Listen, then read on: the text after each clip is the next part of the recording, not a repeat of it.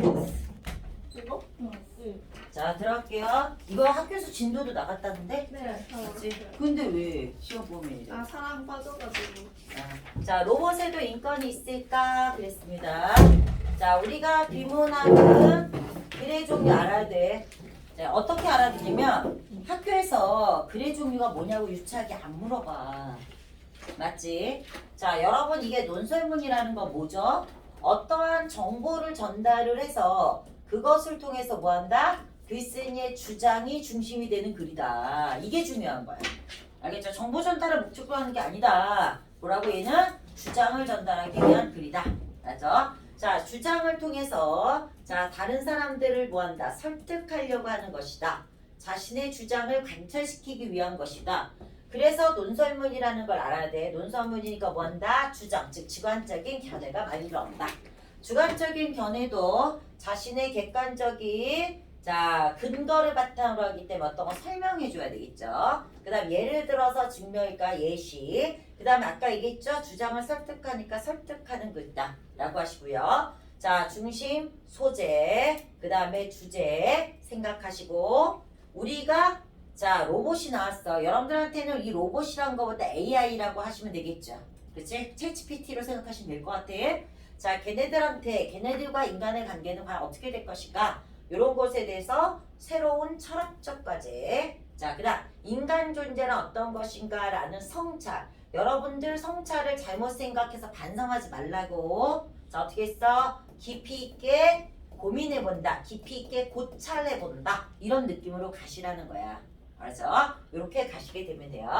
우리가 이제 독서라는 게 나와 있는데 자, 독서에서 내신에서는 어떤 문제 유형으로 가는지 좀만 짚어주도록 할게. 그러니까 여러분들은 맨 위에다 올려서 쓰세요. 요거상 선생님이 여기다 이렇게 조금 올릴게 내려올게요.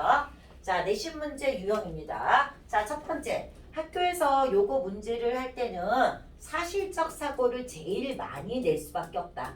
사실적 사고 문제. 그럼 사실적 사고 문제는 여러분들이 이제 이렇게 요거 내신 문제 풀다 보면 사실적 사고가 진짜 많다는 얘기야. 근데 여러분 수능에는 사실적 사고가 거의 한 문제 정도예요. 그치? 자, 그러니까 내신에서 사실적 사고 많이 나온다.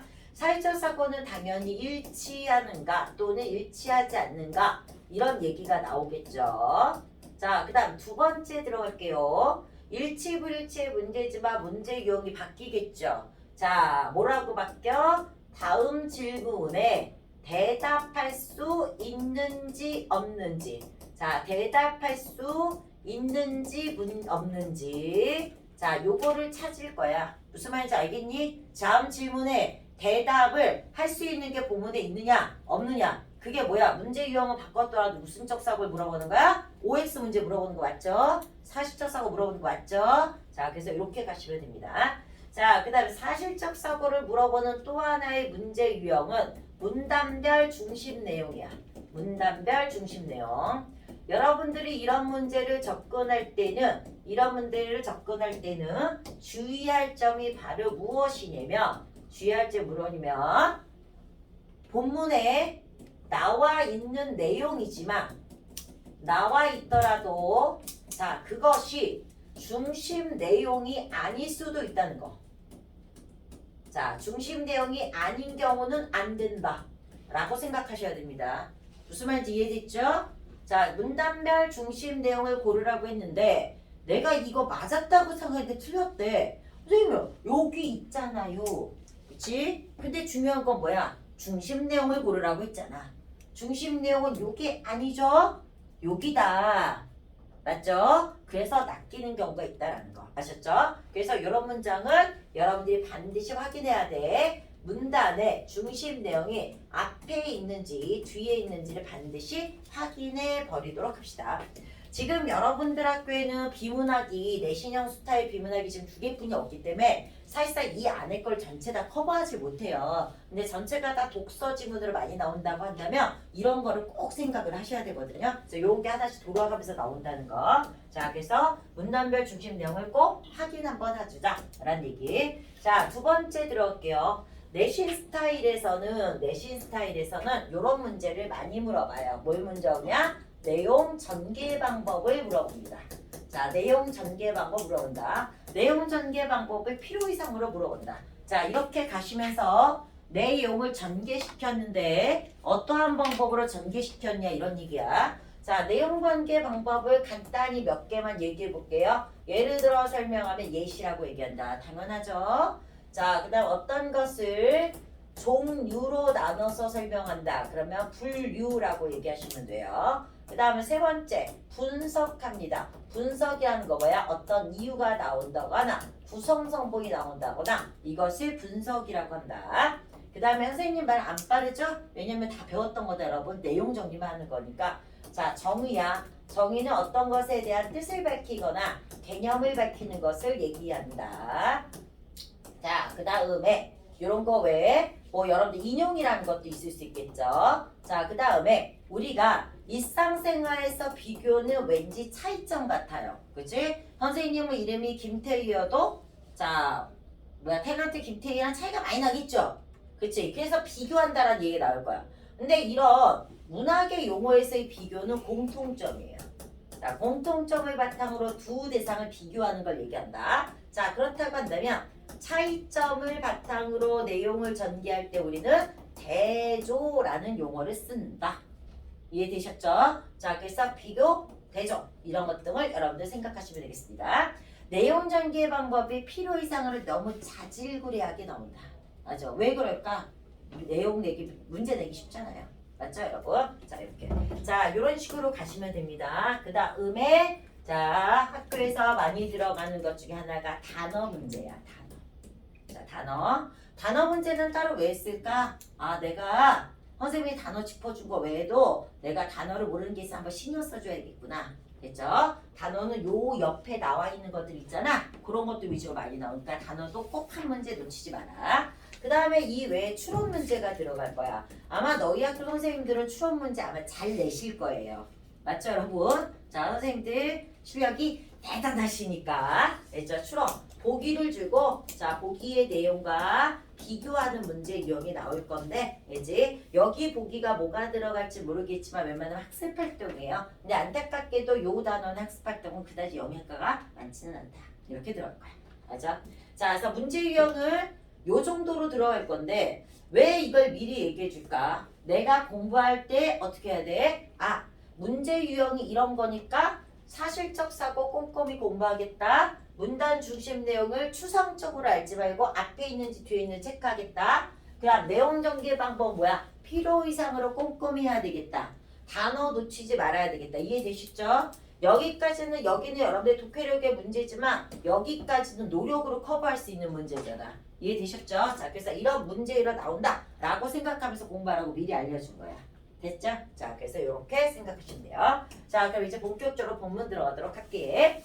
자, 피노키오의 모험 하면서 이 글에서는 뭐가 들어간다? 소제목이 들어간다. 이 소제목을 통해서 뒤에 나올 내용을 자, 압축시켜주고요. 당연히 우리한테 호기심을 유발하고 궁금증을 유발하는 기능을 하겠다 들어갈 거야. 자, 지금서부터 본문할 때 내용 전개 방법 왼쪽 앞으로 빼줄 거예요. 아시겠죠? 왼쪽 앞으로 빼줄 거야. 그러니까 왼쪽 앞에 하면서 자, 일목요연하게 적으시면 될 것 같아. 옛날 적에 나무 토막이 하나 있었어요 라고 얘기하면서 자, 이렇게 얘기하면서 자, 피노키오 동화의 내용을 뭐하고 있다? 직접 인용하고 있다. 우리가 서두가 굉장히 재밌어야 돼요. 자, 그치? 근데 내용을 직접 인용함으로써 참 재밌게 만들었죠? 장미를 유발시키고 있다. 하시면 되죠. 옛날 적에 나무 토막이 하나 있었어요. 여러분, 피노키오 요게 나무 토막이죠, 원래. 자, 피노키오가 만든 소재입니다. 피노키오의 소재. 자, 그렇게 시작하는 카를로 콜로데 피노키오의 모험은 어린 신문에 연재된 글을 모아서 1804년 출간한 책이다. 이 작품은 여기서부터 자, 나무로 만들어진 피노키오가 거짓말하면 코가 드러나는 벌을 받지만 나중에 착한 일을 많이 해서 진짜 사람이 된다는 모순적 교훈을 담고 있다. 도덕적 교훈을 담고 있다. 라고 이 부분에 피노키오 이야기를 자, 대체적으로 요약했어요. 요약했어. 자, 대체적으로 요약했다라는 건 여기도 나와 있지만 피노키오의 모험하고 관련되는 지극히 일반적인 관점이더라. 지극히 일반적인 이 관점에서 얘기하고자 하는 핵심적인 내용은 뭐냐? 도덕적인 교훈을 담고 있더라. 즉 도덕적인 교훈이 뭐야? 착한 사람은 잘 되고 나쁜 사람은 벌을 받는 거야. 그러니까 얘가 거짓말을 하면 벌을 받지만 나중에 거짓말이 하지 않아서 진짜 사람이 된다 라는 얘기다. 요게 일반적인 관점입니다. 여기까지 이해됐죠? 자, 모든 비문학이 그래요. 앞에 일반적인 해석을 나오면 그러나 하면서 모루가 뒤집어질 것이다. 됐지? 여기서 비문학 용어 하나만 가르쳐 줄게요. 우리가 표지라고 하거나 아니면 담화 표지라는 말을 쓰게 돼요. 자, 됐죠? 표지 또는 담화 표지야. 요런 게 텍스트를 우리가 이제 다 담화라고 하면 되거든. 그러면 담화 또는 담화 표지라고 했을 때, 표지 또는 담화 표지라고 했을 때 이 내용은 뭐냐?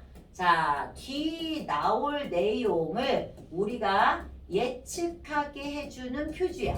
예측할 수 있도록 자 도와주는 있도록 하는 그 장치들을 우리는 표지라고 얘기하게 됩니다. 이 표지는 자 볼게요. 도덕적 교훈을 안고 있는 걸 알려져 있다. 그러나 그럼 뭐겠니? 아 그거 말고 딴 게 있겠네. 이렇게 되지. 뒷 내용을 암시하고 있죠. 난 널 좋아해. 그러나 너는 나를 싫어. 이거지. 그러나 나오면 뒷 내용이 알죠. 자 이런 걸 얘기해. 그래서 표지의 대표적인 거 접속어입니다. 접속어. 자 우리나라는 뭐겠어요? 용언하고 접속어 합해지면 뭐가 돼? 연결어미로 가겠죠. 연결어미. 자 연결어미. 예를 들어서 이런 거. 동화로 알려져 있다. 그러나 하면 뭐야? 동화로 알려져 있으나 가면 되겠지. 그럼 여러분들 멋이 들어갔다는 느낌 오시겠죠? 이해됐지? 자 이런 연결어미. 자 또는 첫째, 둘째, 셋째 또는 다음으로 라는 이렇게 예측해 줄 수 있는 몇몇 단어 이런 것들입니다. 자 그래서 표지의 대표적인 것은 접속어입니다. 가끔 문제가 이런 식으로 나온 적도 있어요. 그러나 라는 담화 표지를 사용해서 자, 이 그러나의 내용은 뭘 얘기할 수 있어? 자, 피노키오의 모험에 대한 일반적인 해석을 뒤집으면서 맞죠? 작가 나름의 뭐가 된다? 고유의 관점을 소개해 줄 것을 우리한테 암시해 주고 있다. 느낌 알겠지? 자, 이런 느낌으로 가기도 합니다. 자, 그래서 이걸 표지라고 한다. 자, 그럼 계속 들어갈게요. 자, 일반적인 해석을 했으니까 그러나 하면서 뒤집을 거야. 클로디의 동화를 창조성의 관점입니다. 창조성의 관점. 뭘로 가? 자, 새로운 관점. 다른 관점에서 읽어본다. 라는 얘기죠. 다른 관점에서 읽어보면 창조자와 피조물의 관계야. 당연히 여기서 피조물을 피노키오로 본다고 한다면 창조자는 제페토 할아버지가 되겠지. 됐죠? 그 다음에 인간이라는 창조자의 한계입니다. 자, 여러분. 그렇죠? 자, 인간이란 창조자야. 인간은 고 창조자야. 그런데 우리의 알게 모르게 전제는 뭐야? 창조자는 완벽해. 자, 그러나 여기서 제페토 할아버지는 창조자이면서 뭘 갖고 있다? 한계를 갖고 있다. 그런 거니까 우리의 일반적인 인식에서 벗어났죠. 역설적이죠. 표현기법이 역설법은 알지만 역설적이죠. 역설적인 거. 자, 그 다음에 피조물이 발휘. 여기서 피조물은 피노키오를 얘기하면 되지. 피조물이 발휘한 능력의 역설. 역설 여기서 왜 역설인지 알겠니? 이거랑 똑같은 느낌 아닐까? 이해돼요? 창조자는 완벽하지 못하던 역설. 피조물은 창조자보다 능력이 못해야 되는데 피조물이 창조자보다 능력이 우월하다는 역설. 역설 이해되시죠? 이거야. 자, 우리가 여기서 잠깐만 역설이라는 단어 나오면 역설을 우리가 두 가지. 자, 이거는 한자가 다른 겁니다. 일반적으로 우리가 역설하다라고 서술어로 쓸 수 있는 역설은 한 번쯤 나왔을 거야 아마. 맞죠? 자, 뭐한다? 힘주어 말하다는 뜻이다. 힘주어 주장하다는 뜻이다. 하지만 여기서 나온 것처럼 역설. 자, 역설법이다. 자, 역설적이다. 그렇다고 한다면 이렇게 할 때 역설은 절대적으로 뭘로 가? 서술어로 못 씁니다. 이런데 역설적이다. 그럼 뭐야? 모순되는 표현이다. 자, 모순되는 표현으로 의미를 강조하는 모순되는 표현이다. 아이러니하다. 파라독스다. 이럴 때 씁니다. 차이점 이해됐죠? 얘는 서술어로 못 씁니다. 오케이? 여기까지. 자, 그래서 여기서의 역설은 바로 요거로 가시면 되겠죠. 다 이해됐죠? 자, 역설입니다. 그다음 인간을 닮아가는 피조물의 의미 이런 것 등을 포착할 수 있다라고 해서 새로운 관점을 얘기했어요. 좀 더 구체적으로는 이 작품이 인공지능과 로봇공학의 미래를 모한다 은유. 자, 문맥적으로 암시하고 있다. 이걸 통해서 뭐 하고 있어? 우리가 유추하고 있다. 이렇게 해석할 수 있다. 유추라는 느낌으로 가셔도 됩니다. 이럴 때. 자, 그러면 어떻게 우리가 은유하고 있을까를 생각해 보시면 되겠죠. 자, 우리가 여기서 인간 제페토 할아버지가 뭘 만들었어? 피노키오를 만들었는데 자, 얘네들의 관계입니다. 얘네들의 관계. 얘네들의 관계에서 우리는 자, 인간이 뭘 만들었어? 자, 로봇을 만들었어. 이것이 갖고 있는데 얘는 우리가 동화를 통해서 이미 알고 있는, 이해하고 있는 세상이야. 근데 인간과 로봇의 관계는 아직 오지 않은 미래의 이야기야. 자, 그래서 이미 이해하고 있는 내용을 바탕으로 미래의 내용을 뭐 한다? 유추해서 자, 추측할 수 있다. 추론할 수 있다. 이렇게 되는 거죠. 되셨어요? 자, 그래서 요것과 요것의 관계를 통해서 우리는 얘가 얘의 관계를 미리 암시해서 한번 볼 수 있다. 느낌 알겠지? 그렇게 가면 돼. 그래서 은유하고 있다. 해석할 수 있다. 그러므로는 원인과 결과 관계의 접속어이고요. 그러므로 피노키오 이야기는 21세기에 매우 중요한 철학적까지와 깊은 연관이 있다. 자, 그렇게 한다면 21세기의 중요한 철학적 과제는 바로 무엇일까? 인공생명의 철학이다. 연결시켜 주도록 하겠습니다. 여기까지 끝났죠? 자, 그럼 여기까지의 내용을 통해서 우리가 포인트를 한번 보면 자, 일문단이죠. 당연히 모르가 피노키오의 모험은 일반적으로는 도덕적 교훈을 담고 있다. 여기 중심 내용 나와 있을까 여러분들은? 이 중심 내용이 마지막 부분에 여기 있구나 라고 세기만 박으시면 되겠죠. 자, 이제 두 번째 문단은 바로 뭐야? 피노키오를 통해서 우리가 유추해 볼 수 있는데 그것은 바로 뭐다? 인공생명의 철학이라는 우리의 새로운 철학 과제랑 연결시킬 수 있다. 이 사람이 피노키오 얘기를 뭐 꺼냈을까? 자, 피노키오 이야기를 통해서 도덕적 교훈을 얻을 수 있다. 이게 아니었다. 피노키오를 통해서 우리는 뭐다? 인간과 인공생명이 어떤 관계를 맺어야 되는지 이것을 얘기하고자 했다. 되셨습니까? 자, 여기까지 가면 돼요. 자, 다 됐죠? 지워도 될까요? 자, 그 다음 메사추세츠 들어가도록 하겠습니다. 자, 여기는 메사추세츠 들어갔어. 자, 내용 전개 방법 보시면 로드니 브룩스라고 뭐 했어? 세계적인 이 분야의 권위자. 자, 또는 이 분야의 전문가. 자, 또는 이 분야의 석학. 맞아, 뭐 석박사.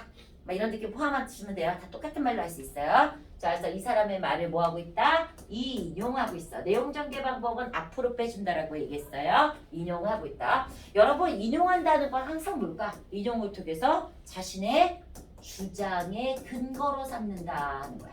주장의 근거로 삼는다. 왜 주장일까? 아까 쐐기 박아줬잖아. 이 글은 논설문이라 했어. 논설문 세 글자가 중요한 게 아니야. 이 글의 주된 목적은 뭐야? 주장하기 위한 거다. 그래서 주장이 들어갈 수 있는 거야. 요거 머릿속에 딱 갖고 있으면 헷갈릴 때 하나 도움이 될 거야. 알겠죠? 쫙 헷갈릴 때. 알지? 자, 그러니까 논설문이라고 주장을 중심으로 한다는 거 머릿속에 딱 잡고 가세요.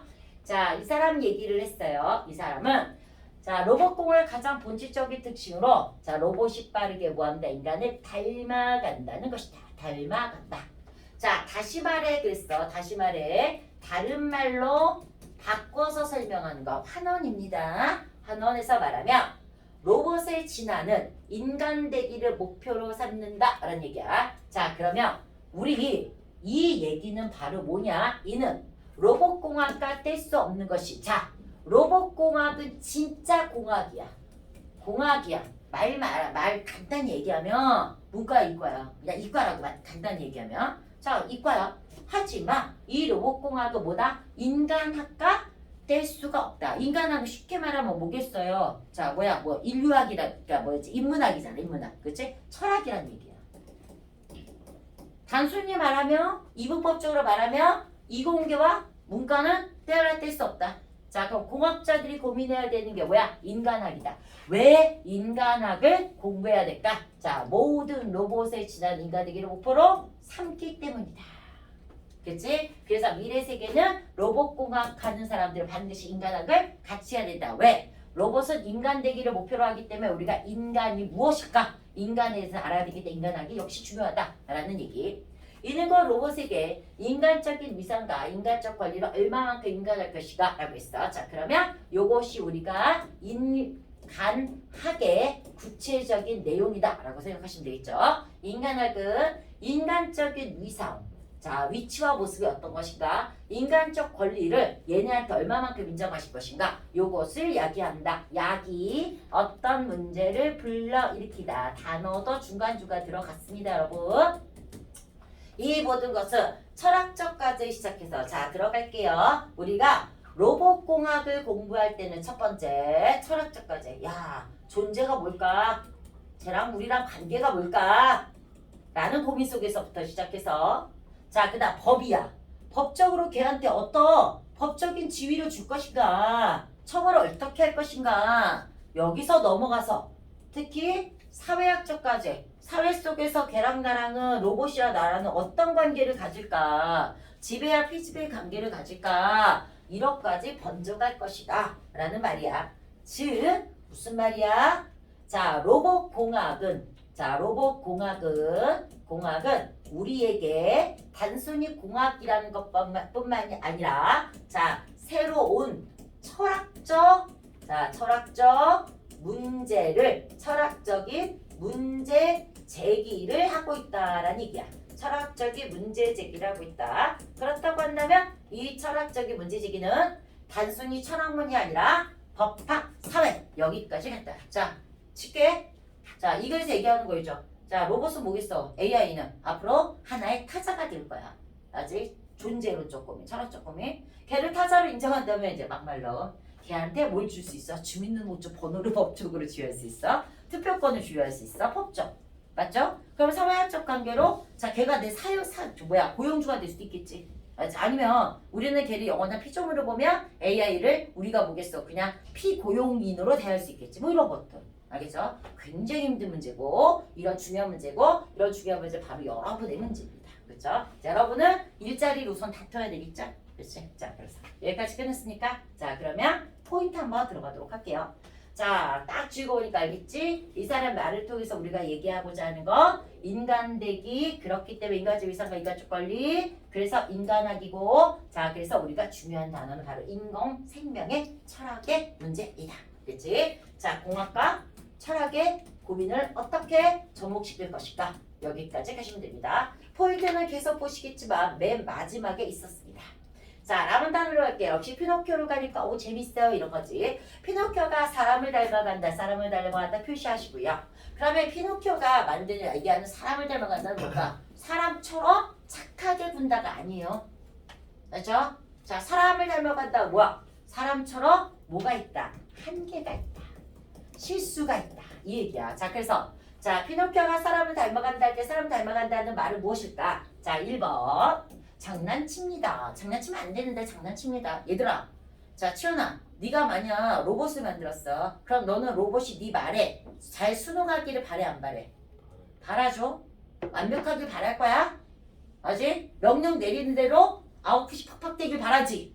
얘처럼 뭐겠어요? 말썽 부리길 바라지? 않잖아. 근데 이렇게 말썽 부리는 거 바로 뭐있어? 어떻게 보면 인간적인 요소 아니야? 그렇지? 그래서 지금 인간적이 닮아간다. 장난치기 시작한다. 자, 두 번째. 말썽을 부리기도 시작합니다. 자, 그 다음에 넘어갈게요. 자, 세상의 유혹에 끌리기도 합니다. 지금까지 지금 하는 건 다 뭐야? 피노키오가 갖고 있는 자, 인간적인 모습이었어. 유혹을 뿌리칠 노력하기도 합니다. 좋은 점도 있고 나쁜 점도 있네요. 자유를 만끽하는 것과 자유의 역설 조합 뼈저리 느낍니다. 여러분, 자유의 역설할 때 뭔지 알겠지? 자유를 마음껏 즐기려면 얘들아, 자유를 마음껏 즐기려면 그 자유에 합당한 뭐가 필요할까? 책임과 의무, 심지어는 책임과 의무를 지키면 뭘까? 적당한 구속이 필요하겠지. 맞아요? 구속이 필요하지. 자, 그러면 이게 뭐겠어? 자, 자유를 즐기려고 하는데 역설적으로 구속이 필요하잖아. 여러분 이해됐지? 이게 역설이라는 거 이해되십니까? 자유의 역설. 자유를 즐기고자 해서는 우리는 적당한 구속이 필요하다. 자, 이제 우리가 대학에 가는 자유를 하기 위해서는 뭘까? 공부를 해야 되는 현실의 억압이 존재한다. 알았지? 이렇게 하면 되지. 이게 자유의 역설. 됐죠? 펼쳐르게 경험한다. 이러면서 뭐 하겠어? 성장하는 거겠네요.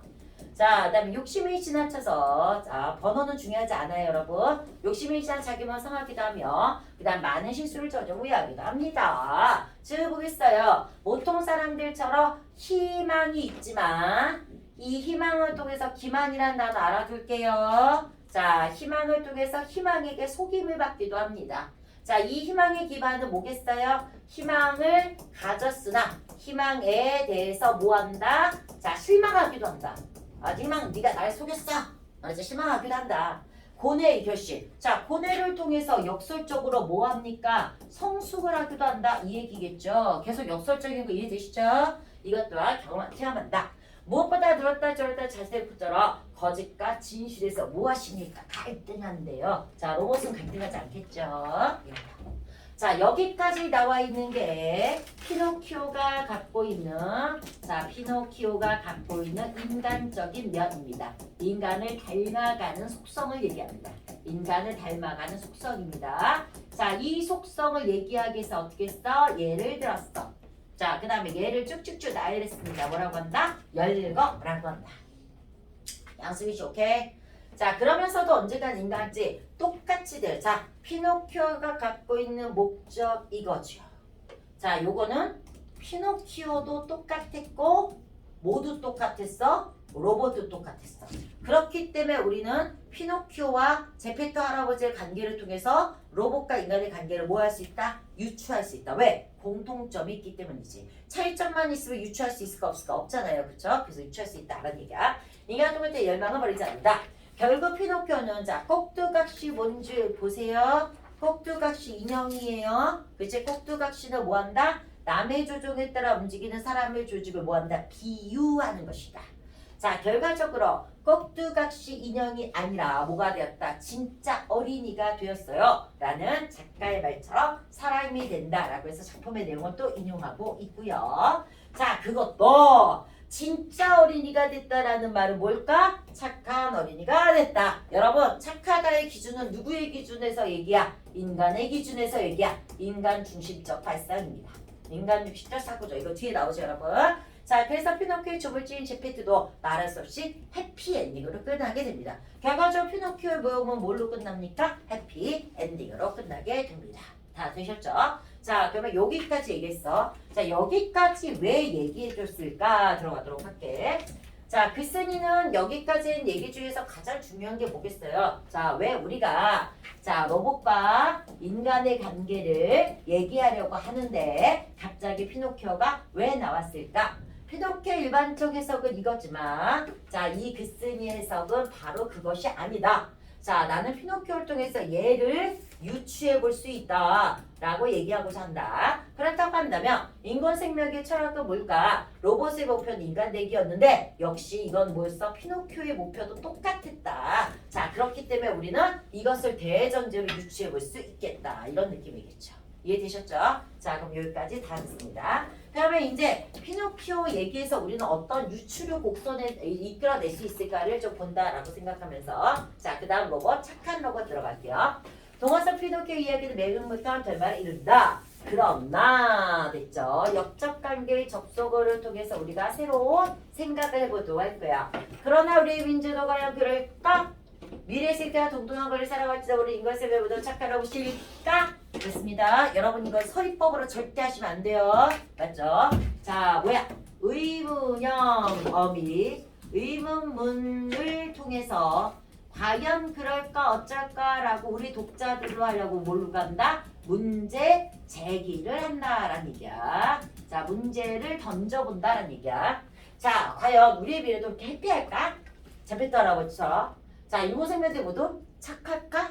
됐죠? 이렇게 계속 문제 제기를 해보는 거야. 그럼 우리가 뭐 있어? 진짜 착할까? 우리의 미래는 그렇게 될까? 이거야. 자, 여기서 착한 로봇 네모를 둘러버리도록 하겠습니다. 어떤 사람들은 모두 착한 로봇 내면되지라고 반박할지도 모른다. 이 질문에 대해서. 실제로 이번에 유명한 로봇 과학자 또 들어갔습니다, 여러분. 자, 세계적인 전문가. 이 분야의 권위자. 자, 이 사람의 말을 뭐 하고 있다? 자, 간접적으로 인용하고 있습니다. 인용하고 있습니다. 시켜면 이럴때는 지능을 갖도록 설계된 로봇이라면 됐죠? 들어갈게요. 지능을 갖는 로봇입니다. 자, 지금은 착한 로봇하고 대체될 수 있는 다른 개념 들어가는 거야. 자, 지능을 가진 로봇이고요. 얘네들은 모두가 도덕적 존재가 될 수 있다. 여기서 말하는 도덕적 존재 한마디로 뭐라고? 위에서 있는 착한 로봇이란 얘기입니다. 자, 솔직히 말해서 착하다의 기준은 뭘까? 여기서는 인간의 기준이 착한 거죠. 그치? 선생님 눈에는 가은이가 착해. 하지만 수빈이 눈에는 가은이가 안 착해. 뭔지 알겠지? 착하다 진짜 무슨 개념이야? 나한테 잘해주면 착한 거지. 그치? 평지야 안 착한가 보네? 왜 웃어? 자, 그렇지. 그런 얘기예요. 자, 그래서 인간의 기준에 봤을 때 착하고 인간의 기준에 봤을 때 도덕적 존재다 라는 얘기지. 무엇보다도 도덕은 생물학적 생존을 위해 투쟁할 필요가 없다. 밑줄 쳐놓으시고요. 생물학적 생존을 위해 투쟁할 필요가 없다라는 게 바로 무엇입니까? 인간과 로봇의 차이야. 인간과 로봇의 차이. 자, 그렇기 때문에 자, 로봇이 뭐한다? 완벽하게 뭐야? 이기적이지 않을 이유야. 이기적이지 않을 수 있는 이유. 이기적이지 않을 수 있는 이유. 이해되셨죠? 자, 우리가 열흘을 굶었어. 열흘을 굶었어. 자, 열흘을 굶었어요. 열흘을 굶었는데 친구랑 나랑 있어. 친구랑 나랑 있어. 둘 다 열흘 굶었어. 그렇지? 근데 여기 맛있는 케이크 있어. 그럼 인간 누구나 뭐하니? 얘를 먹기 위해서 싸울 거 아니야. 그치? 싸우겠지. 근데 얘가 로봇이라고 생각해봐. 그럼 로봇은 그런 것을 위해서 자, 얘한테 뭐 유지시켜주는 무슨 장치도 있겠지만 그런 걸 전제를 빼면 눈에 보이는 생존을 위해서 투쟁할 필요는 없을 거 아니야. 그치? 밥 한 끼, 두 끼 못 먹었다고 투쟁하진 않잖아요. 그치? 그러면 그런 걸 전제로 한다면 로봇은 인간보다 착할 수밖에 없겠지. 그치? 자, 그래서 그 얘기야. 로봇을 이기적이지 않게 만들 수 있는 거는 로봇과 인간이 다른 점. 저 보겠어. 로봇은 자, 이런 거 갖고 투쟁할 필요가 없기 때문이다. 그래서 결과적으로 걔는 예의 100점, 똑똑 100점, 심지어 성스러운 사람까지 같이 된대요. 주장한다. 누가 주장한다? 히로세가. 이는 인간을 해치지 않을 로봇 네모 이것을 염두에 둔 것이다. 이처럼 들어갈게. 이처럼은 앞말에 대한 요약이다. 자, 로봇이 이기적이거나 인간으로부터 완전히 독립적인 존재가 되는 것은 히로세가 말한 도덕적 존재의 것이 아닙니다. 자, 그래서 이런 모든 네모는 바로 보다 인간을 위한 로봇이 된다라고 생각하시면 돼요. 자, 그러면 여러분들은 지금 있는 네모를 같은 개념으로 가시면 되겠죠. 이해되셨죠?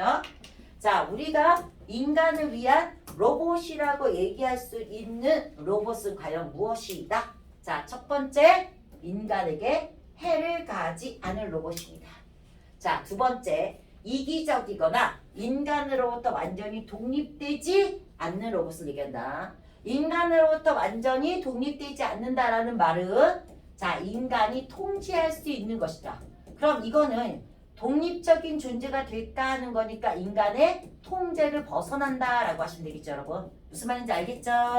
자, 우리는 인간을 치지 않을 로봇, 인간의 통제를 벗어나지 않는 로봇을 원하는 거야. 그치? 그래서 요 말은 이렇게 다른 말로 바꿔 쓸 수 있다는 얘기죠. 자, 그래서 우리가 말하는 착한 로봇, 도덕적 로봇, 인간을 위한 로봇이라는 건 바로 보다 인간을 치지 않고 인간의 통제를 받는 로봇을 얘기한다. 여기까지 끝났으니까 자, 그럼 기준은 뭐야? 여러분, 인간을 위한이야. 자, 인간을 위한. 자, 뭐야? 인간 중심주의적 사고죠. 인간 중심주의적 사고입니다. 사고 이렇게 들어가시면 되겠어요. 자, 그래서 일본 사람 요학자가 말한 요런 로봇들은 바로 이것이다 라고 얘기했어. 자, 그러면 요런 로봇은 어떨 것일까 될게요. 모든 창조에게는 조물주의 통제를 조물주의 통제를 벗어나 요게 바로 뭐야? 묘와 자유의 영역이 있다. 자, 요거는 여러분들이 알고 있는 종교의 창세기입니다. 자, 쉽게 말하면 성경 생각하면 돼요. 자, 성경이라고 하시면 돼요. 우리는 조물주의 신의 영역을 고려한 최초의 인간의 자유행위 들어갈게요. 자, 우리가 볼게요. 종교의 창세기에서 알 수 있는 거. 자, 뭐였어요? 자, 신이 있었어. 자, 우리가 기독교적으로 말하면 하나님이 되겠죠. 하나님이 자신의 갈릴뼈를 빼서 아담과 이브를 만들었습니다. 아담과 이브를 만들었어요. 신은 완벽하고 자, 전지전능한 존재야. 그렇다고 한다면 그 신이 만든 아담과 이브도 신에게 완전히 복종하도록 설계되어 있었을 거야. 맞죠? 하지만 아담과 이브는 신의 통제를 벗어나는 묘한 자유의 영역을 갖고 있었죠. 이 자유의 영역이 쉽게 말하면 뭐야? 신의 영역에서 벗어나는 거죠. 죄를 지었잖아. 뭐였죠? 선악과를 몰래 따먹었잖아. 이해됐지? 자, 그러면 여러분들이 생각해봐. 자, 신이 얘를 만들었으면 얘네는 신에게 뭐겠어? 완벽한 통제를 받아야 돼요. 맞죠? 그런데 자, 신은 모든 걸 다 통제할 수가 없었지? 그래서 뱀이란 게 있어서 얘네들이 죄를 지었잖아요. 이해되셨죠? 이런 느낌이야. 자, 요런 것처럼 신에 대응되는 거는 인간이죠. 인간이 로봇을 만들 거야. 아담과 이브처럼 로봇을 만들 거야. 그럼 이 로봇에는 아담과 이브가 얘기한 죄, 이거는 뭐야? 무효한 자유의 영역이 있었던 것처럼 이 로봇에게도 무엇이 있을 것이다? 자유의 영역이 있을 것이다. 그러면 여기서 말한 자유의 영역은 뭐냐? 아담과 이브가 신의 통제를 벗어나서 죄를 지었듯이 얘도 뭐야? 인간의 통제를 벗어나는 부분이 있을 거란 얘기야. 벗어나는 영역이 있을 거란 얘기야. 다 이해되셨어요? 이래서 이게 유추라고 얘기하는 거야. 유추. 오케이? A 대 B 대 C는 D 대 뭐 이렇게 얘기할 수 있다는 얘기야. 자, 그래서 이거 유추입니다. 그러면 여기서 C는 인간이 되겠고 아담과 이브는 로봇이 되겠죠, 여러분? 자, 이렇게 가시면 됩니다. 그러면 여기서 묘한 자유의 영역은 바로 보다 통제를 벗어났다. 자, 그것처럼 모르가 로봇도 통제를 벗어날 수 있다. 그래서 끝끝내 얘기하고 싶은 거 뭐야? 인간이란 창조가 자신의 기적으로 완벽히 통제할 수 있다, 없다? 없다. 그렇죠? 없다. 있다는 생각을 공허한 것이다. 그럼 이게 바로 뭐야? 결과적 글쓰기 로봇과 무슨 로봇은 없다. 착한 로봇은 존재하지 않는다. 로봇은 허상이다. 이 얘기입니다. 한마디로. 양수빈 씨 오늘 좀 이상해. 그치? 자, 부지런히 별짓 해봤자 안 되나 봐. 자, 여기까지 됐어요? 자, 그러면 이 사람이 어떤 식으로 얘기했는지 좀 들어가도록 할게요. 자, 이 사람은 착한 로봇이라는 개념을 갖고 왔어. 착한 로봇은 다른 말로 이런 개념이야. 헷갈리지 않도록 해주세요. 자, 그래서 이 착한 로봇은 궁극적으로 보다 인간을 위한 로봇이다. 그래서 인간주의적 사고가 들어가 있다. 라는 얘기지. 자, 그러면 이 사람은 여기서부터 이것에 대한 반박을 하는 거야. 뭐라고 반박을 하고 있어? 우리가 성경에서도 이랬듯이 인간에게 요게 있어요. 이거는 바로 뭐였어? 신의 통제를 벗어나는 거야. 그러면 전지전능한 가세 영역도 우리 인간이 벗어났는데 우리 인간보다 더 똑똑한 로봇은 우리 인간의 통제를 벗어날까 안 벗어날까? 벗어나겠지. 그치? 벗어나면 뭐야? 그게 인간의 로봇이 될까? 아니란 얘기지. 그래서 결과적으로 이 사람이 말한 착한 로봇은 허상일 수 있다. 증명되셨습니까? 이제 이렇게 가면 돼. 자, 그럼 이제 넘어가도록 할게요. 자, 그럼 결과적으로 착한 로봇은 허상입니다. 그치? 자, 그럼 새로운 개념 들어봤어요. 인공뇌 개념 들어가도록 할게요. 인공뇌. 자, 그렇다면 미래에는 인공생명과의 관계를 무엇으로 가야 돼? 자, 기존의 개념인 통제가 아니라 자유가 평등의 원칙으로 나가야 되지 않을까? 되죠? 그렇다고 한다면 생겨나는 개념이 뭐래? 로봇에게 인권일과 같은 구호가 현실화될 수 있을지도 모른대요. 자, 여러분, 로봇에게 인권을 하면 뭐야? 로봇을 인간과 뭐 동등하게 대응하자 뭐 이런 얘기겠지, 그치? 이런 말이 있을 거 같아요. 그럼 여기서 새로운 단어가 나온 거는 바로 벌써 자유가 평등 인권이라는 키워드가 나왔다 하시면 되죠. 여기 들어갈게요. 로봇이란 말을 원래라고 얘기했어. 자, 뭐 한다? 로봇의 어원을 소개하고 있다. 로봇의 어원을 소개하고 있다. 자, 강제노동을 뜻하는 체코로보타에서 체코로보타가 강제노동을 얘기한다. 정의를 밝히고 있네. 뜻을 밝히고 있어요. 여기서 유래했다. 이 명칭은 이 연극에서 나왔다고 합니다. 그런데 이 작품에서는 무슨 개념을 쓰였어요? 인공노예라는 개념을 썼어. 그럼 이 인공노예는 뭐다? 노동자를 대체하는 것이다. 자, 같은 개념도 묶어버릴 거야. 채연아 무슨 말인지 알겠죠? 자, 인공노예는 노동자를 대체하는 것이다. 로썸의 공장을 인간 대신에 천하과 힘든 일을 하게 된 인공노예를 생산하는 것이다. 이게 바로 연극의 내용이었대요. 하지만 뒤집었습니다. 자, 그러면 오늘날의 로봇은 동그라미로 갈게요. 자, 그렇다고 한다면 여기와 여기는 뭐겠어요? 과거. 자, 과거 로봇의 개념과 여기 쓸게요. 과거 로봇의 개념과 자, 로봇의 개념과 오늘날 자, 로봇의 개념은 같아요. 차이점이 있어요. 차이점이 있죠. 개념의 차이를 갖고 얘기했어. 아까 내용 전개 방법에서 공통점을 갖고 얘기하면 뭐라고 얘기했어요? 비교였죠. 차이점을 갖고 얘기하니까 뭐라고 한다? 내용 전개 방법 대조라고 하시면 되겠죠. 하지만 오늘날 로봇, 자 오늘날 새롭게 바뀐 로봇의 개념을 동그라미 들게요. 자 오늘날 로봇은 단순한 공장 노동자가 아니라고 한답니다. 그럼 단순한 공장 노동자는 뭐야? 청소 로봇, 가정부 로봇, 인간이 하는 노동을 대신하는 로봇 이런 것도 있지만 인간의 무슨 자 역할을 한다? 동반자 역할을 한다. 즉 동반자 역할은 뭐다? 정서적 측면에서 도움을 주는 로봇이다 라고 하면 돼. 동반자 역할을 하는 로봇 또한 인공지능 발명 계획 목록에서 자 날로 들고 있다. 그럼 인공지능 발명 계획은 바로 동반자 역할을 만드는 거네요. 그 동반자 역할의 대표적인 예의는 애완용 로봇이고요. 간병인 로봇, 가정교사 로봇이라고 뭐라고 있다? 예시하시면 되겠죠. 됐죠? 자 여러분 다시 얘기하면 지금 설명해서 과거 로봇 자 무슨 노예였어? 인공노예. 오늘날 로봇 자 과거 로봇 자 노동자입니다. 오늘날 로봇은 뭐라 그랬어? 동반자라고 했어요. 이렇게 개념의 차이를 얘기하고 있습니다. 됐죠? 다시 말해 오늘날 로봇 고항학은 자 됐죠? 계속해서 반복되는 단어예요. 노예나 단순 노동자보다는 삶의 동반자 역할이 강조되는 로봇의 계열을 경향으로 바뀐다라고 했습니다. 자 그래서 과거의 로봇의 개념 그 다음에 오늘날의 로봇의 개념을 대조하고 있다. 됐죠? 자 여기까지 넘어가도록 할게요. 자 그 다음 들어갑시다. 로드니 브루스는 언젠가 로봇이 인간과 같은 정도의 지능과식을 갖게 될 것이라고 믿고 있다.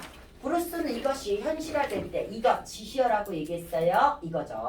자 현실이 될 때 인간 외 이들 로봇을 인공노예 oh no 대체 노동자 oh no 자 됐죠?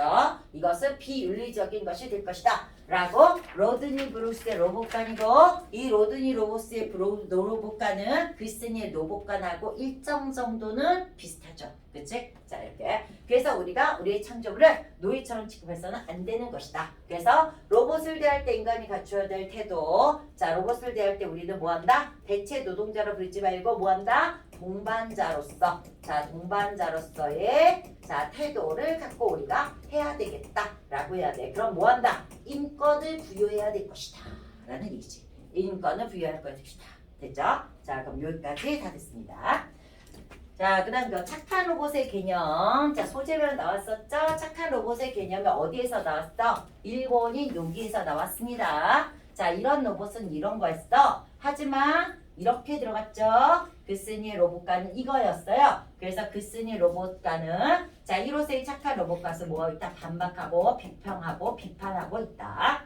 그래서 우리는 인간을 통제하려고 하지 말고요. 뭐한다? 자유가 평등의 원칙으로 나가야 된다. 라고 생각하시면 됩니다.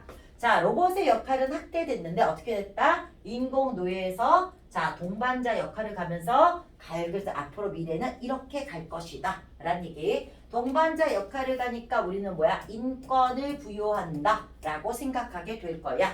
여기까지 끝났습니까? 자 그러면 그 마지막 들어가도록 할게. 자 마지막 타자를 어떻게 이해할 것인가 라고 얘기했어요. 자 내일 우리가 내일 자 타자를 어떻게 대할 것인가 라고 얘기했어. 그럼 여기서는 자 여기서는 뭐겠어요? 로봇을 심지어 뭐라고 한다? 타자로 인식한다.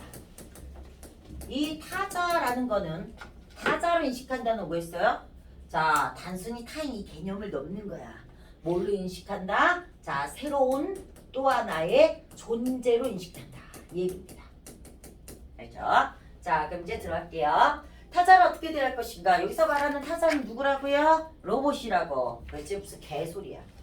자, 그렇지 않냐? 그렇지. 아니 우리가 로봇을 만들었는데 로봇에게 인권 주는 것도 억울한데 로봇을 뭐라고 하는데 하나의 존재로 생각해서 로봇권까지 주제잖아. 뭐하러 만들어 그러면? 아 솔직히 안 그래요?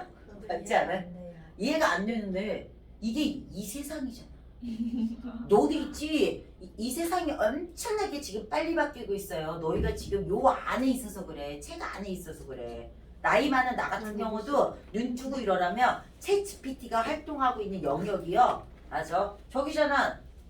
원래는 내가 알기로는 사람 목소리 흉내는 못 내는 거 알거든. 법으로. 아, 법이 정해지진 않았지만 사람 목소리 다 흉내내요. 맞아. 다 되는 중. 그러니까 얘에 대한 정보를 다 입력해. 엄마가. 이제 그러면은 얘가 없어도 GPT랑 얘처럼 대화를 해요. 얘 같은 반응을 한다고. 너무 소름 끼치지 않냐? 자, 근데 우리가 걔네한테 집에다 갖고 있는데 뭐하러 이런 철학적 고민하고 있냐고. 그치? 솔직히 말해서 개뼈다귀 같은 소리지. 아니, 우리 왜 이렇게 살아야 되는 거야? 그렇지 않냐? 자, 그래서 어쨌든 이렇게 뭘 막았으면 좋겠어. 자, 어쨌든 갑시다. 하변 굳이 인간을 닮은 로봇이 이상적인 것은 아니라고 주장하는 새로운 학자들도 있대요. 새로운 학자들도 있대요. 자, 그러면 새로운 학자들은 뭐겠어요? 자, 원래 맨 처음에 뭐였어? 로봇에 대한 자, 관이 어떻게 바뀌었는지, 로봇에 대한 인식이 어떻게 돼 있는지 맨 처음에 뭐였을까? 인공노예라는 관점이었어. 인공노예. 인공노예라는 거 무슨 말이야? 통제하고 자, 쟤는 우리들이 만든 피조물일 뿐이야 라고 한다는 얘기야. 근데 인공노예를 우리가 넘어서서 걔네한테 뭘 부여해야 된다? 인권을 부여해야 된다. 자, 걔네는 우리하고 동반자다. 자, 그러므로 얘네를 통제하지 말고 자율이다. 같이 협동하는 것이다. 이런 존재로 바꿔야 된다. 라는 얘기야. 그런데 이거보다 심지어 넘어가서 무엇을 생각해야 된다? 로봇권을 부여해야 된다는 모두 있다? 로봇공학자들도 있다. 관점이 어떻게 바뀐지 이해되시죠? 자, 로봇관을 부여해야 된다. 로봇권. 이들은 로봇에게 인공지능이 필요하지만 이 인공지능 자체가 전제가 달라지는 거야. 인공지능 전제가 자체가 반드시 인간 같은 두뇌를 가질 필요는 없다. 자, 됐죠? 자, 기본 패러다임이 바뀌는 거야. 자, 우리가 로봇을 만들 때는 로봇을 만들 때 존재는 뭐니? 인간처럼. 그치? 자, 인간을 닮아서. 이게 가장 좋은 거라고 있어. 근데 자, 우리가 로봇의 세상이 되면 이 로봇은 인간과 닮을 필요가 있다 없다? 없다. 그래서 인간과 같은 사고를 할 필요는 없어요. 인간을 두고 완전히 다른 회로 구조를 통해 매우 지능적인 로봇을 만들 수도 있어요. 그러면 인간이 완전히 다른 존재다. 하나의 다른 새로운 존재가 되는 것이다. 그것을 우리는 뭐라고 얘기했어? 외계입니다. 여기 밑에. 전제가 바뀌는 겁니다, 여러분. 자, 잘 생각해봐. 얘는 뭐야? 아, 인간의 노동력을 대체해줘서 힘센 거, 막 똑똑하고 막 이런 거. 근데 얘는 뭐겠어요? 자, 얘는 인간하고 같이 얘기 나누고 정서를 교감할 수 있는 거야. 근데 얘는 전제가 바뀌지. 뭐라고 전제가 바뀌어? 인간과 같을 필요가 전혀 없다. 이제 우리는 얘를 새로운 하나의 타자, 존재로서 인식하자. 이렇게 바뀌는 거야. 자, 아까까진 좀 그래 이랬는데 여기서부터 오면 좀 너희들 못 받아들이겠지. 그치? 자, 이런 로봇은 어쩌면 지구에서 만들어진 일종의 지능적인 외계인과 같을 것이다. 로봇권을 부여하자 자보다 지능적인 외계인으로 우리가 대우하자. 지능적인 외계인은 얘를 새로운 하나의 존재인 타자로서 보자. 그들은 지능적인 면에서 인간보다 못할 수 있지만 이런 못할 수 있어요. 이거 못할 수 있지만 인식할 수 있을까? 자, 우리가 이거잖아요. A 사람 있고 B 사람 있어요. 자, 됐지? A 사람은 뭐야? 달리기를 무지 잘해. 근데 B 사람은 달리기를 못해. 그치? 근데 얘는 뭐야? 공을 잘 놀아. 얘는 그럼 공을 못해. 그럼 우리가 달리기란 기준에서 B 사람이 A보다 못하다고 생각할까요? 아니잖아요. 그쵸? 못할 수 있지만 새로운 존재라는 얘기야. 반드시 로봇이 인간보다 뛰어나고 인간보다 뭐든지 잘하지 않아도 돼요. 무슨 말인지 알겠지? 우리가 이 사람 있을 때 이 사람이 이 사람보다 달리기 못하고 자, 너를 또 다른 타짜로 인정하지 않는 건 아니잖아요. 그렇지? 그러니까 전제가 바뀌는 거니까 로봇은 지능적인 면에서 인간보다 못할 수 있지만 더 뛰어날 수도 있다. 왜? 하나의 타자로서 보는 개념이야. 타자로서 볼 때는 자, 이렇게 막말로 선생님의 베이비가 선생님보다 못할 수도 있고 뛰어날 수도 있는 거 아니야? 맞지? 걔가 엄마 아빠보다 못하다고 걔가 하나의 존재가 아닌 건 아니잖아요. 그런 느낌으로 가셔야 돼요. 됐죠? 자, 이렇게까지 하면 살아야 되나? 자, 로봇공학자도 역시 우리 인간에게 윤리적인 난제. 난제는 뭐야? 해결하기 어려운 문제를 얘기합니다. 해결하기 어려운 문제. 윤리적 난제를 제기할 것이다. 그들과 연관해서 여러분 여기서 그들은 바로 뭐야? 로봇공학자들. 그들과 연관해서 로봇에게 인권을 인정할 것인가? 이거는 인문학적, 사회학적 이런 거잖아. 하는 문제보다는 됐죠? 그럼 인권 이것도 옛날 개념이야. 로봇에게 그동안 했다가 뭘 준다? 로봇권을 줘야 되겠다 라는 얘기야. 자, 그렇다고 한다면 로봇권을 준다는 말은 무엇일까? 새로운 타자라는 새로운 존재, 새로운 본질 이거기 때문에 철학적 과제라는 얘기야. 자, 결과적으로 이는 인간의 정체성과 인간 존재론에 대해서 과연 무엇일까? 인간은 무엇일까? 이런 것에 대한 성찰과 마무리다. 자, 그러면 결과적으로 다시 정리해보시면 새로운 개념이 나왔는데 로봇공학자들이 얘기하는 새로운 개념이 나왔어요. 자, 로봇을 뭐한다? 하나의 타자로 얘기한다. 이 타자라고 얘기하면 지능적인 외계인인데 이 지능적인 외계인은 자, 무엇이다? 인간과 같을 필요가 없다. 인간과 자 다른 사고방식을 한다. 그래서 지능적인 면에 인간보다 못하도 되고 뛰어날 수도 있는 것을 얘기한다. 자, 이렇게 된다면 우리는 인권이 아니라 로봇권의 개념을 해야 돼요. 얘를 새로운 타자로 존재하고 그렇게 되면 걔네와 인간 정체성과 인간 존재에 대한 성찰을 얘기하게 된다. 자, 무슨 말인지 알겠죠? 그럼 이 글은 로봇에 대한 개념을 크게 세 개로 나누시면 될 것 같아요. 무슨 말인지 이해되셨죠? 얘들아, 요거일수록 옛날 거야. 요게 아마 현재 존재에 대한 고민일 것 같아. 요게 앞으로 우리가 생각해야 될 존재. 아마 이제 너희들이 이제 어른이 되고 너희들의 베이비들이 자라날 때쯤은 이렇게 되지 않을까 싶은데, 그쵸? 근데 그 전에 지구가 멸망할 수도 있겠지, 그치? 그쵸? 자, 이렇게 여기까지 다 됐습니다. 이런 철학적 과제는 지금의 청소년이 어른이 되어서 전문 주도적 역할을 할 때 이미 새로운 문제가 아닐 것이다. 그러므로보다 흔한 문제일 것이다. 이제 우리는 로봇들에게 제대로 봉사하기 위해서 자, 봉사, no 옛날 개념이야. 이상으로 우리가 로봇들을 받아들일 준비를 쫙 쳐볼게요. 자, 로봇들이 뭐야? 봉사 이 문제가 아니야. 우리가 로봇을 어떻게 받아들일 준비 미주자. 이 받아들여야 될 준비를 우리는 바로 뭘 알 수 있다. 자, 제페토의 태도에 대해서 알 수 있다. 제페토의 태도에 대해서 유추할 수 있다. 왜? 제페토는 언제나 자신의 피조물, 여러분 자신의 피조물은 누구야 여기서? 피노키오죠. 피노키오를 배려하고 희생하며 받아들일 준비입니다. 자, 됐죠? 우리가 그렇다고 한다면 여러분들이 앞으로 해야 될 과제는 바로 무엇이다? 로봇에 대해서 받아들일 준비를 해야 되는가? 이 받아들일 준비는 제페토의 태도에서 유추할 수 있다. 제페토는 자, 피노키오에 대해서 배려, 희생을 했다.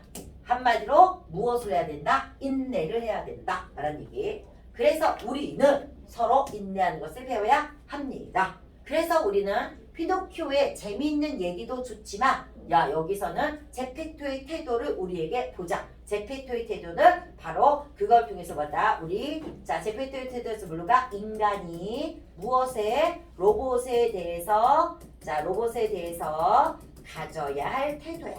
가져야 할 태도를 제페토의 이야기를 통해서 유추할 수 있다 하시면 되겠죠. 다 됐죠? 자, 제페토 할아버지하고 피노키오의 관계를 통해서 우리는 인간과 로봇의 관계. 자, 그래서 로봇은 피노키오처럼 인간적인 면모가 있는 거지만 그렇지? 자, 이런 관계를 유추해 볼 수 있어. 그래서 우리가 여기서 있는 착한 로봇의 개념이라든지 인공 노예의 개념이라든지 이거는 앞으로 우리가 인류가 로봇하고 같이 살아가는 데 있어서는 올바른 개념이 아니다. 요 얘기를 유추하고 있죠. 자, 그 다음에 여기서 제페토 이야기를 통해서 인간이 어떻게 가져야 되는지 로봇에 대한 인간이 어떻게 가져야 되는 태도를 알 수 있다. 자, 인간 로봇에 대해서 가져야 할 태도 한마디로다 인내이다. 자, 그래서 이렇게 들어가고요. 진짜 생각할 거리를 적어온다. 이제 현재인 미래의 과제입니다. 됐지?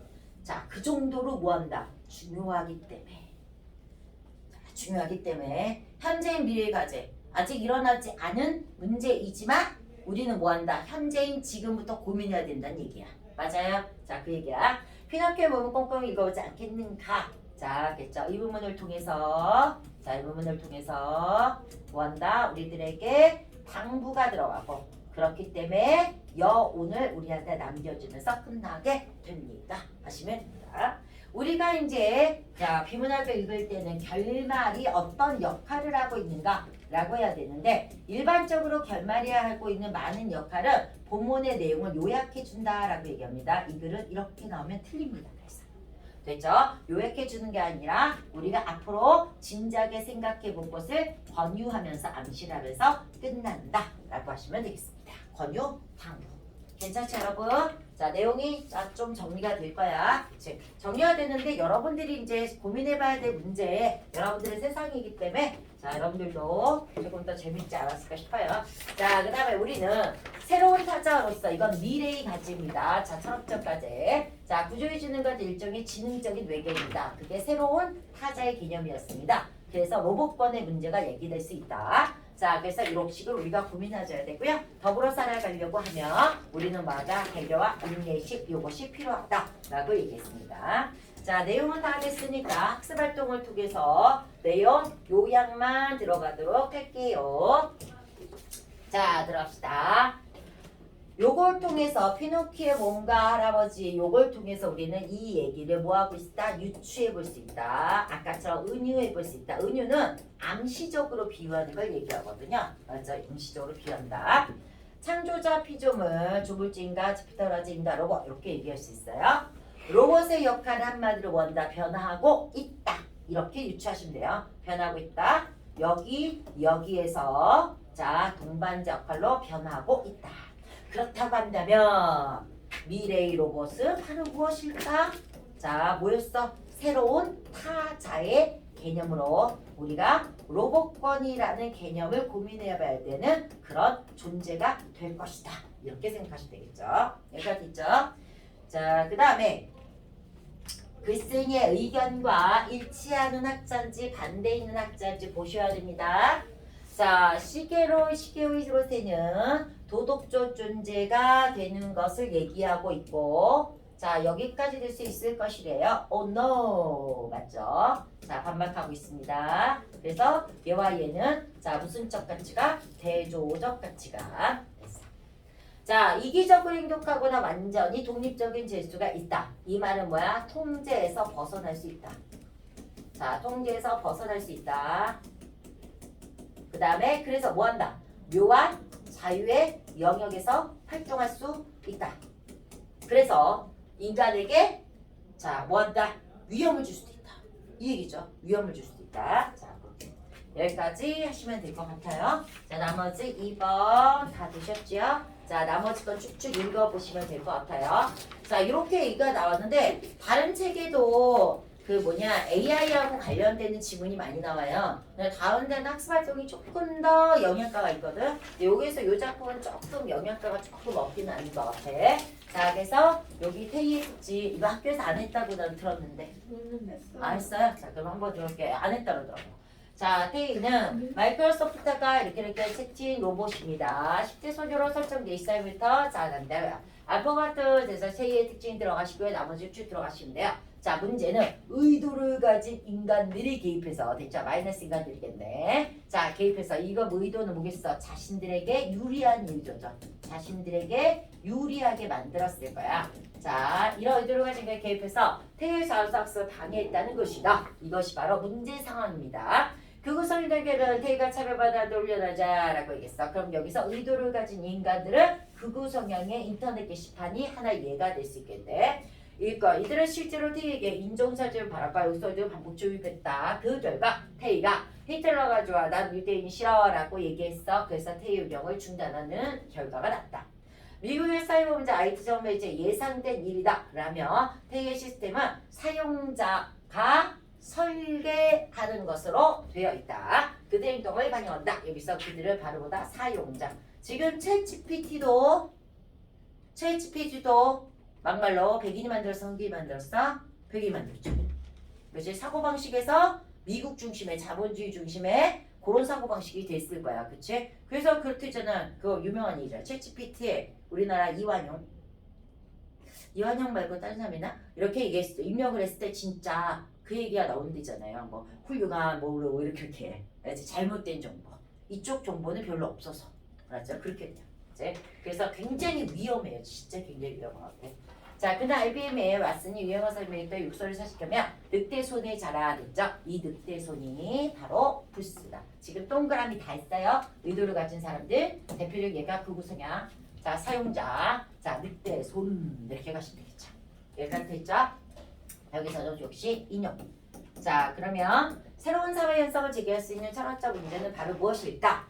자, 여기서 말하는 철학적 의도는 바로 뭐다? 인간의 부적절한 의도를 어떻게 통제할 수 있을 것인가? 되죠? 이 어떻게 보면 우리가 가장 현실적인 문제가 아닐까? 로봇에게 인권 부여한다, 로봇권 부여한다, 뭐 이거 뭐다? 그렇지 않니? 이거 어떻게 할 것인가? 가장 현실적인 문제일 거야. 자, 이렇게 얘기가 나왔습니다. 자, 남은 시간 다 됐을 거야. 자, 됐죠? 자, 여기까지 하시면서 자, 우리가 보도록 할게요. 자, 숙제를 내줄 건데 우리가 숙제를 내줄 건데 우선은 다음 주 수요일까지야. 엉클을 못 외는 사람은 사진으로라도 선생님한테 보내주도록 하세요. 알겠죠? 자, 비문학 두 개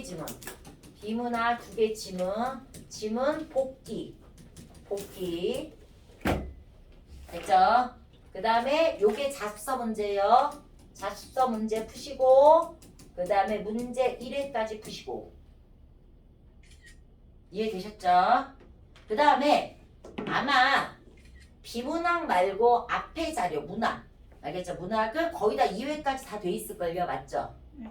그치? 그러면 다음 주 수요일까지 2회까지 마무리 해도 무리 없죠? 네. 괜찮죠 여러분? 네. 다 됐죠? 여기까지 마무리. 자, 그러면 다다음 주 화요일 언제? 10월 2일이에요. 10월 2일. 됐죠? 자, 10월 2일까지는 다 해오기. 가능해 불가능해? 다 해오기. 추석 때요? 네. 일단은 아니, 내가 어제 팀은 다 해오기 했던 것 같은데? 아니, 추석 때 너네가 뭐예요? 자, 어쨌든 그냥 3회까지. 자, 다 적었어요? 네. 됐죠? 자, 복기. 자, 연필로 특히 비문학하고 소설은 본문 내용을 빼먹을 수 있어요, 여러분. 그치? 그러니까 어떻게 해줘? 동화서 표현 게임 행복의 결멸이다. 그러나 그랬어. 요런 거. 질문을 던지면서 문제 제기를 한다. 이해됐지? 자, 선생님이 적어줘 빨간 글씨 옆에다가 빨간 글씨 한번 적어보는 거야. 그러려면 뭐야? 연필로 흐리게. 이해되세요? 알겠지? 자, 그렇게 분석하면 빼먹는 게 좀 적어져요.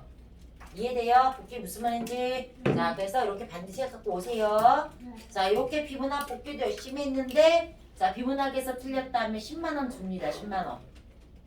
이해되셨죠? 아, 네. 열심히 했는데 틀렸다고 준다고. 자, 그 정도로 꼼꼼히 읽는데 도움이 된다는 얘기. 이해되셨어요? 됐죠? 자, 지금 마지막 하면서 이거 복귀 좀 하세요.